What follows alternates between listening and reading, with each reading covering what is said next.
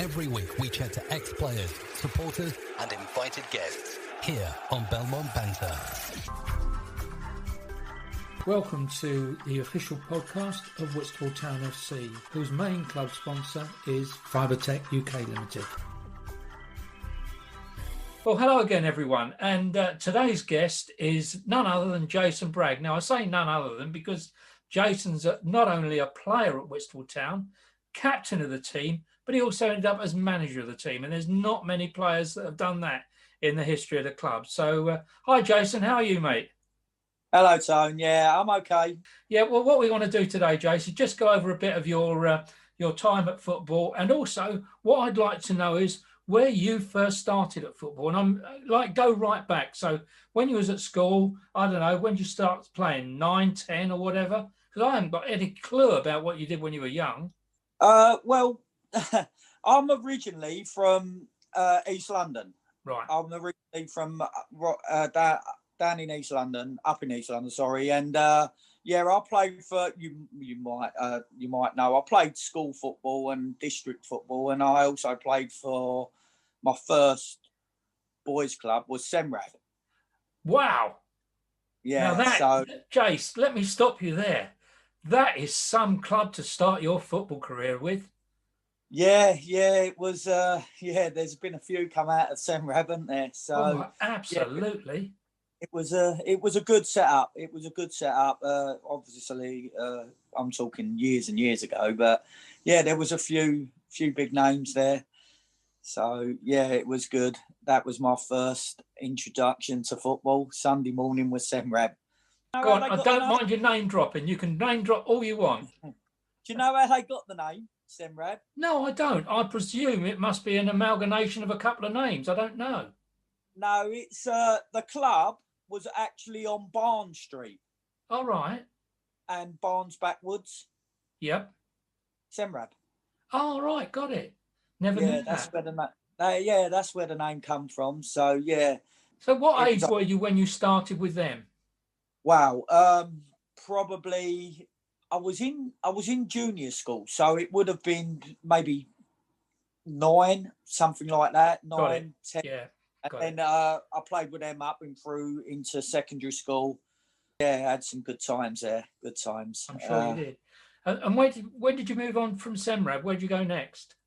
Well, my mum and dad, they got divorced, and my mum went to Kent and my dad stayed in London. And so I ended up in, I say Kent, Bromley. I ended up in sort of Kent, Bromley, southeast London. So, yeah. Actually, I'll go back to Senrab just quickly, Tone, give you a little story about Senrab. Vinnie Samways. Do you know Vinnie Samways? I've heard of Vinnie Samways, yeah. Yeah, so I played district with Vinnie, and he was at Tottenham as a schoolboy. And we ended up, Senrab had a friendly against Vinnie Samways, against Tottenham kids. And we played, and the goalkeeper got injured. Tottenham had just won the UEFA Cup. And in goal, in the penalty shootout, was Tony Parks. Do you remember? Oh, blimey. He went in goal for us. He went in goal for that game, yeah. I think we got beat about 12-0 by Tottenham. And if he wasn't in goal for us, it could have been a lot worse. Do you know, that's one of the reasons I love doing this. Now, you've just thrown a name at me from my youth, Tony Parks. Brilliant. So, yeah, from Senrab, I ended up, my parents split. It was a bit all over the place. And probably, I can't remember playing football for a few years, for a good, probably from sort of 14, 15 till about 17. And I was living in southeast London, and I made some friends, and I played against a team in the London Cup final for Senrab, and they played for a side in southeast London, and that's how I ended up playing football again, because we just was friends, and I was like, I played in that game, and they asked me to play in their team. I played in their team for a little while. It's Sunday morning, and then I got asked, I was about 17 at the time, 17, 18. Yeah. And I got asked to go to Greenwich Borough. And I went over Greenwich Borough, played in the reserve, played a few reserve team games for them, and I and then I dropped out of football.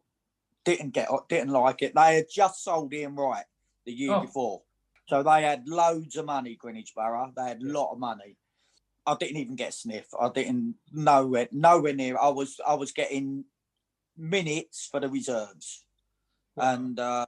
And so I didn't. I dropped out of football, and I didn't play football till I was probably 20. I was playing Sunday morning football for friends, pub teams and friends, just turning out now and again playing that. And then Beckenham Town, someone from Beckenham Town was at a game and they asked me to go and play for them. And I did. I went and played for them. I didn't know anyone at Beckenham Town, and I went and played for them. And I've got to be honest with you, I went there and I thought this was too much for me. I'd played a few Sunday games here and there. Yeah. And they asked me to come. I'd done about 60, 70 minutes for them, and they asked me to come training and come back, and it just went from there. Wow. It went from there.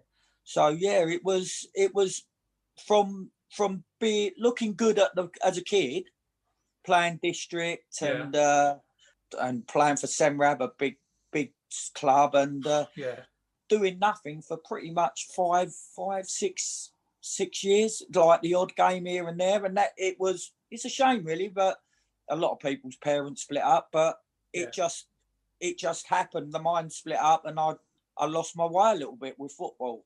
And it took until I was a man and lived on my own that I got back into it. Yeah, it does happen, doesn't it? And then, of course, what happens then is you get involved with all your mates, and it takes on a different aspect then, doesn't it? Yeah. I've met some. It was good at Beckenham Town. It was good. We actually played a cup final over the bubble when I was there. Yeah, we got beat 1-0 against Ramsgate. I can't remember whether it was a Kent Senior Trophy or a Kent Cup. I think it was a Kent Cup. Yeah, it was over Whitstable. Because a lot of those young London sides used to be in the Kent League and the London Leagues, didn't they?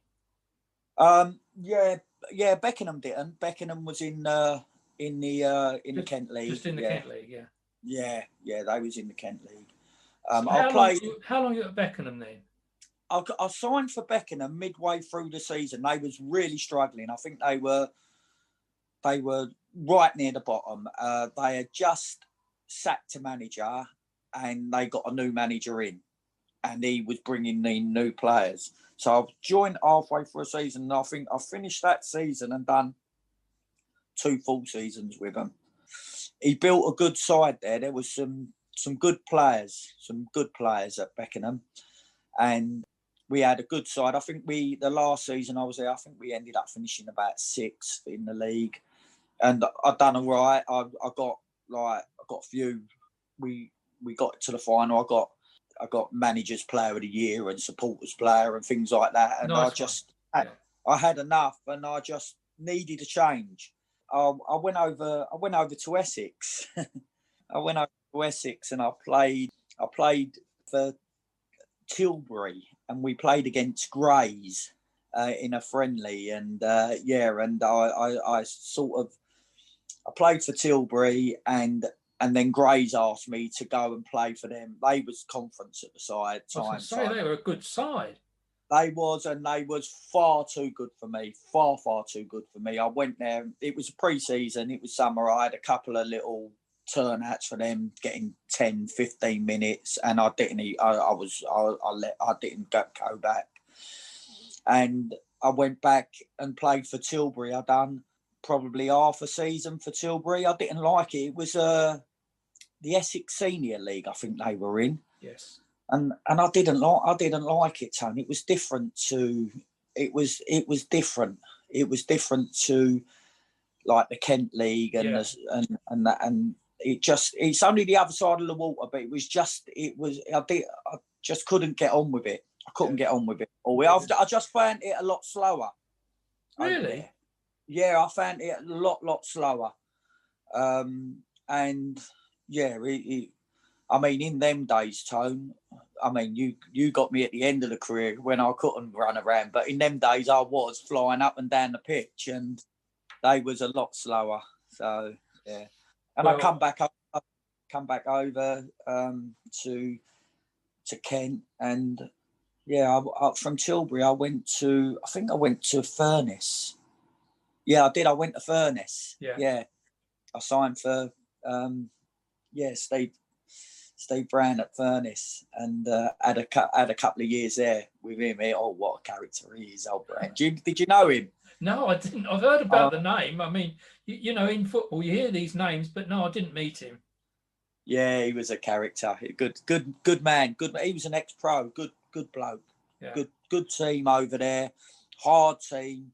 And typical me, left Furness, didn't I, to go to Dartford.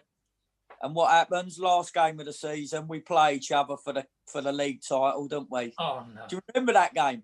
No, I don't. No, go on. Yeah, we drew 1-1, but we needed to beat for Dartford needed to win, and we drew 1-1 with them that night. Oh. I think that was the biggest gate Kent League's ever had. I don't know whether it still stands, but it was like something like 1,100-1,200 people in there over at Furness, and that was what they said was there. There was a lot more. Yeah. Yeah. It was the last game of the season for the league title. Wow. Right down to the wire. Yeah. Well, I think the biggest game that, to my knowledge anyway, I'll stand corrected, someone's bound to tell us. I think the biggest game, as far as the Kent League was concerned, well, it wasn't, because it was an FA Cup one, was down at Deal when Deal played Newcastle Town. And there was about 3,000 there that day. Yeah, I'm talking probably, that's when you're talking about when Deal won the trophy, aren't you? I am, yes. Yeah, I'm talking I'll probably say 10 years before that it was. Wow, well, that was a good crowd then. Yeah, it was. It was. Yeah. So how long did you stay at Dartford for? I only done a season at Dartford. I done the season that they went up, and then Tony asked me to go up into the would have been the Southern League, wasn't it? It was a Southern League, yeah. Yeah. He asked us to go up to the Southern League, and I had a young family, Tone. I couldn't. I went pre-season and had a few games with tried it, and I just I couldn't commit to the travelling. Self-employed, being at work, self-employed, 2 young kids and a missus. I just couldn't do it. I couldn't do it. People don't realise, do they? Commitment is massive, isn't it?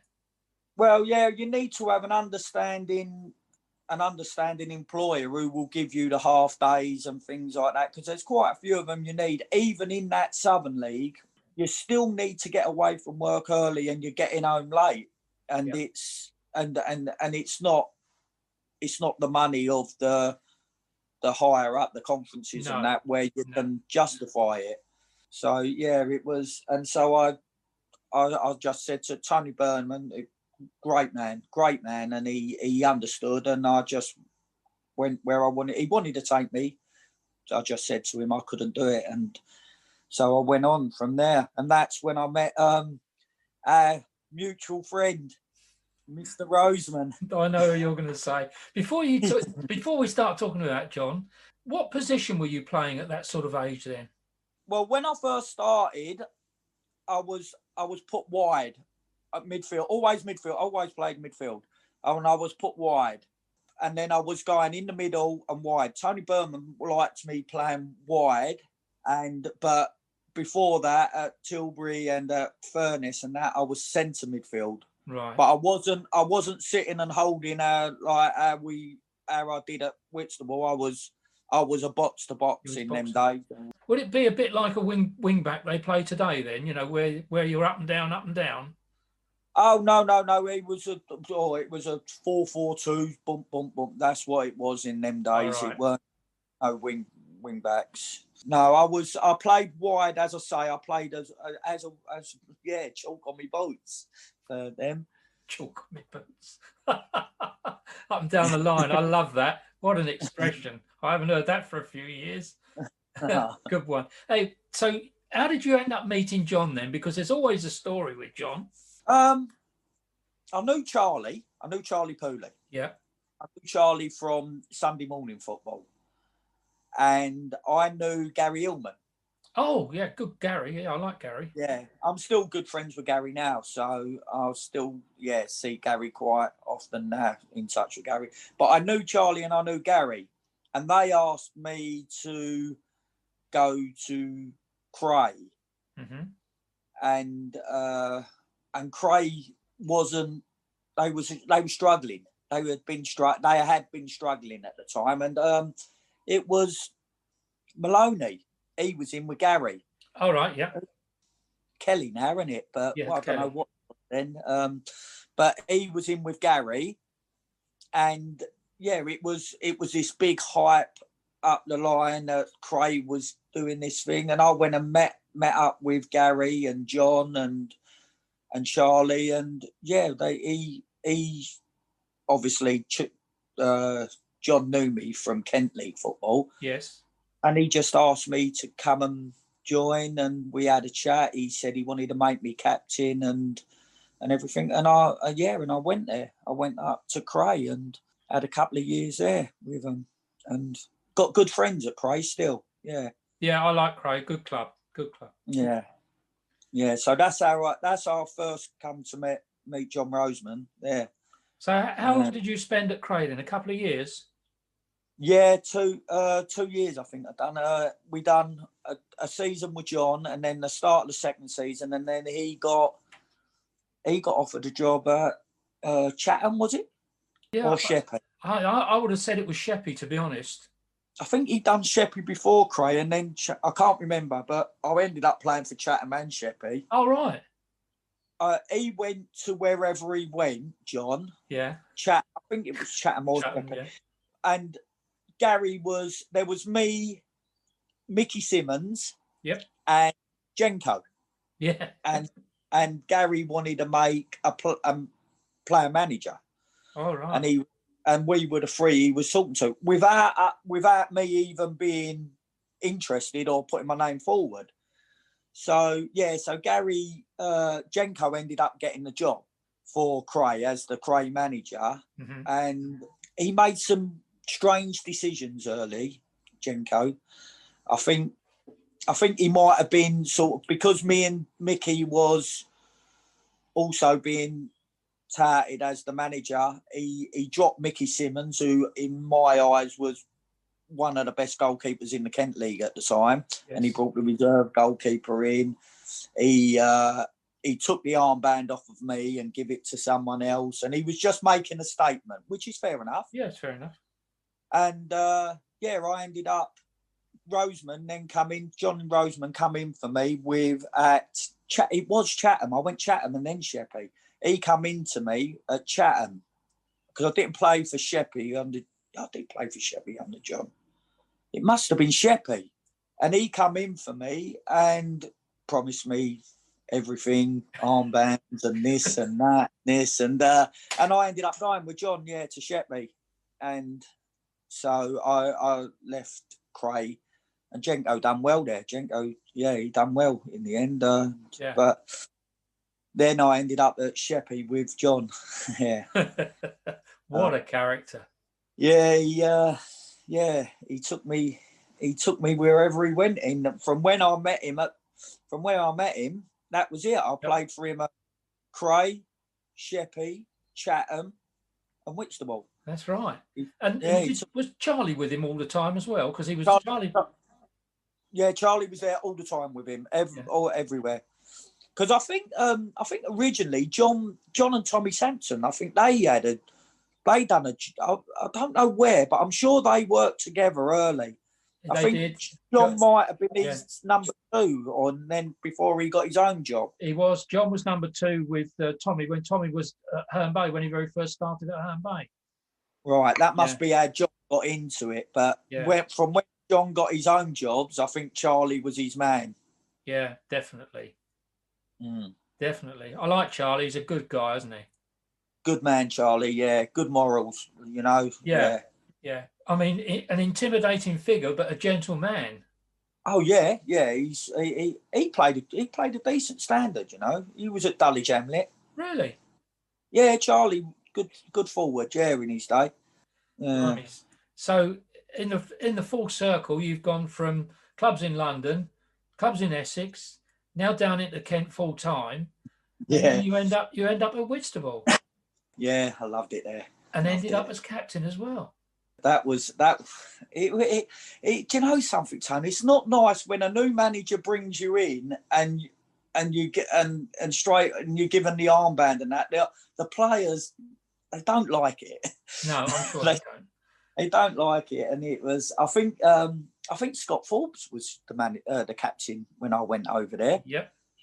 And and I got he gave it to me on the first on the first friendly. He gave it to me, and it was Scott was okay with me. I don't know how he felt, but he was okay with me.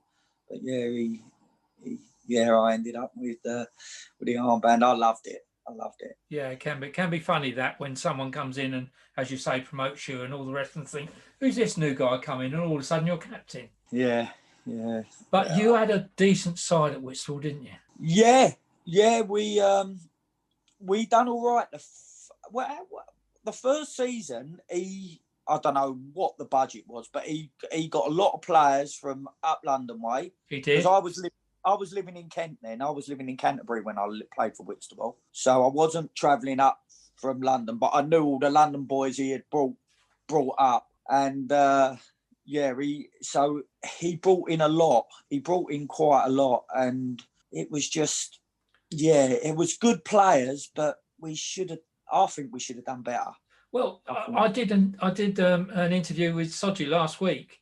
I don't know if you've heard it, but you'll need to listen to it because he talks about you and all of that period with Razor and everybody in there, Mo Caddy, all the different. Oh, honestly, what a side! Yeah. I think Soji and Razor. I was there a year before them.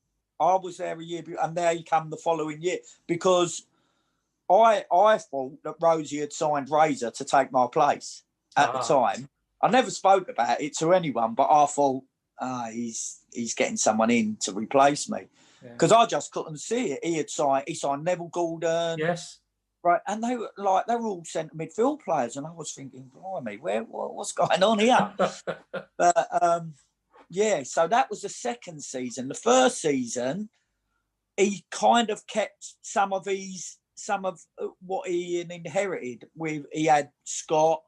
He did. He had Ada. Ada was there. Jimmy Pickard. There was that was the backbone of the side, and I think he brought in me and Paul Bagley, Jamie McCarthy, and Billy McCarthy. The first season. Good player, Jamie. Cool. Yeah, good player. What a waste that was.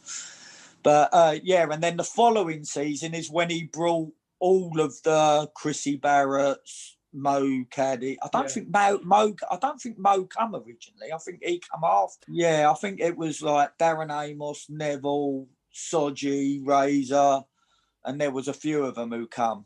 So, and I'm not. How many seasons Soji do there then? One or two? Two. Yeah. So the first one we must have done all right, and the second one is when we struggled a bit. We were struggling a bit. Yeah. Because John left under a bit of a cloud, didn't he? Because he fell out with a referee one day, or the officials, or something happened. I know.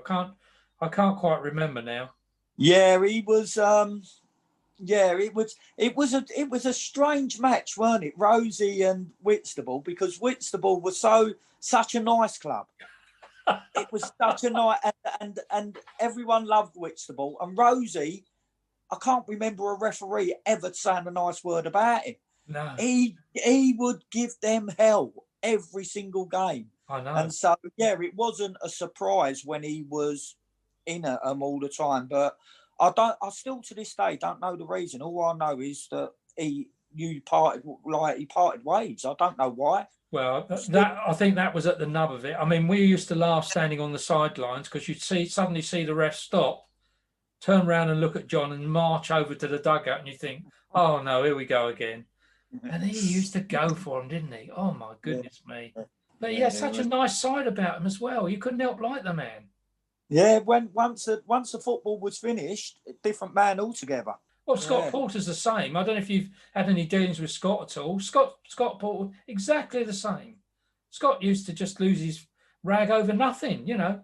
A bit of paper flowing along the pitch would set him off, and then that would be it. But after the game, wow, lovely guy. Lovely. Yeah, he's pressure in that dugout, mate, I'm telling you. There is, isn't there? Right, pressure in the dugout. Well, what turned you on to being a manager then? How did you suddenly decide that? I didn't decide it, Tone. I didn't. I was, I don't know. As I say, I don't know what happened. I got a phone call off of Joe. We had played on the Saturday, and he phoned me on I think it might have been the Sunday night or the Monday. And he said that John had parted way, you and Whitstable and John had parted company. And he asked me if I could take the game on the following Saturday. And I was just a little bit, I thought, bearing in mind, I'd been with John Roseman for a good few years, and it didn't really sit comfortable with me. No, I can imagine. And I was just like, and I said, of course, as club captain and that, I've got to do it. Not that I didn't. I suppose I didn't want to do it at the time. I was still young enough to play. And, yeah, sure. But playing well. Yeah. Well, I like to think so. Cheers, son.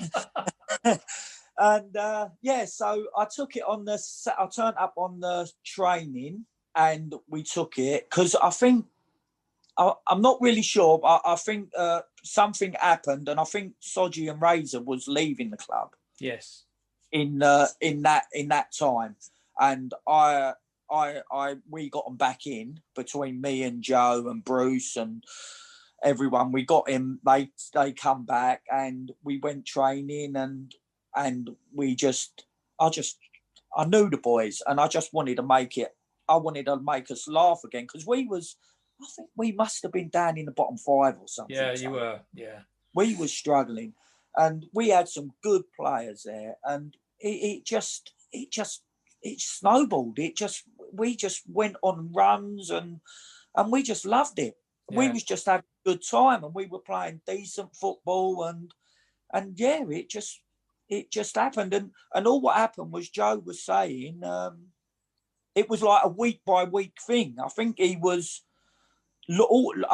at the beginning he was looking for a manager, but where we was getting the results, he wasn't being rushed. Yeah. Originally, he didn't have to rush into it, and then I suppose he did stop looking. Yeah. Yeah, it was. It turned out it was a bit daunting at the beginning. I was a little bit like, oh God, can I do this? And in the end, well, you know yourself, I was pulled in by the committee and told I've got to play myself, because I was loving it on the sidelines, and I dropped myself. I weren't playing. Yeah. And I can't remember. I know there was a few. I think you was in there, Tom. Yeah, I was on the committee. Yeah. Yeah, and I was actually pulled in and they said, like, you've got to play yourself. You should be playing. And I was like, well, and I think we was on a good run at the time, and I was just like, well, I'm not going to change a winning team. No, don't. But we had a good run there, didn't we? We had a couple of cups in 2 seasons, didn't we? Good time. Yeah. I thoroughly enjoyed it. And then after Whitstable, you ended up at Littlebourne a bit later, but you ended up at Littlebourne, didn't you? Yeah. Well, yeah. I've had a good few years out, Tone. I had a good few years away. It was difficult. I was going to Grands to watch games. People was asking me, where are you going to get back involved, and are you looking for a job and things like that, and I wasn't. I didn't want to get involved in football anymore. No. And so I stopped going to semi-pro games and things, and a couple of my mates, actually, you'll know Michael Lane. Yeah, I know Mickey. He won he good mate of mine, Mickey, and one of our good mates he had played football all his life and hadn't won anything. And we was in the pub one night, putting the world to rights, having a drink, and they've talked me into it. And one season, let's get Boundsy a trophy. Come on, one season, do it for us. So I took the reins over Littlebourne, and yeah, to be fair, I think we won it. We won every league game that season. It was in the bottom division, Tone. It was right at the bottom, of Sunday morning football. But yeah, we ended up winning. I think we won the league, won every game, won the cup, So yeah, Bouncy got his trophies, and Good. Littlebourne up and onwards. I think they're in the Premier League now, Tone. Well, that's lovely. Well, do you know what, James? I don't want to belittle any other manager that was in that league at the time, but you know, your previous experience at Cray and you know, Dartford and all the different clubs that you'd been at, and then as management, and going into a club at that league, you knew what you had to do, didn't you? Tone, do you know something? All it was giving people set jobs on let them go and play football. Let them go and play in the game. But corners and things like that, just give them little positions to go in, and you'll be surprised at how many points you can get out of things like that. I bet. So you know, your philosophy, or the philosophy of football, according to Jason Bragg, is keep it simple. Yeah. It works, doesn't it? Lifetime. Keep it simple. Yeah, keep it simple and give the ball to the guy that can score goals. That was never me, mate. I was the giver. Can you remember who you had in goal for you at Whitstable? Because I was trying to think the other day. Was it young Seth Kay? Are you joking? The best goalkeeper Whitstable's ever had. Who was my assistant manager when I took over? Jace, I can't remember, mate. Peter and Lee Hook. Lee Hook. Oh my goodness me! What a goalkeeper! I'm still in touch with Lee very rarely, but yeah. He's been down the ground recently because he's a goalkeeping assistant now. What club is he with now? He's not at Dover no more. He's not. No, Essen Tyler's let him go. Yeah. But he was there. He had the goalkeeping coach, didn't he? He had a good old run to Lee, didn't he? Oh, he did. He was a quality keeper. There's no doubt about that. And a lovely guy as well. Lovely guy. Oh, yeah. And his dad got the job, the Ramsgate job, on the back of our first season, didn't he? Yes, he did. Yeah. The first, like when John went and I took over, I asked Pete to come in, and we got us to the Kent Senior Trophy, didn't we? We got done by Maidstone, done us over Folkestone, didn't they? They did, yeah. And that pitch that day was like rock, wasn't it? Yeah. So and Pete got the Ramsgate job on the back of that. And I think he was over there for, what's he do? Couple of seasons over there? Yeah, a couple of seasons. Yeah, he did. Yeah.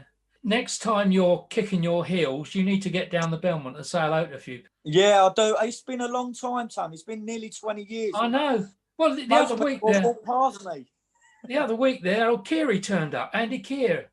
We've had all the boys. They do come down now and again, but What they were all talking about was a reunion. I'm going to have a word with the chairman and see if we go back to proper football. By that I mean that then we can have a drink after the game, so we can all, socialise properly. A few of the boys down there for a social gathering. It'd be lovely, wouldn't it?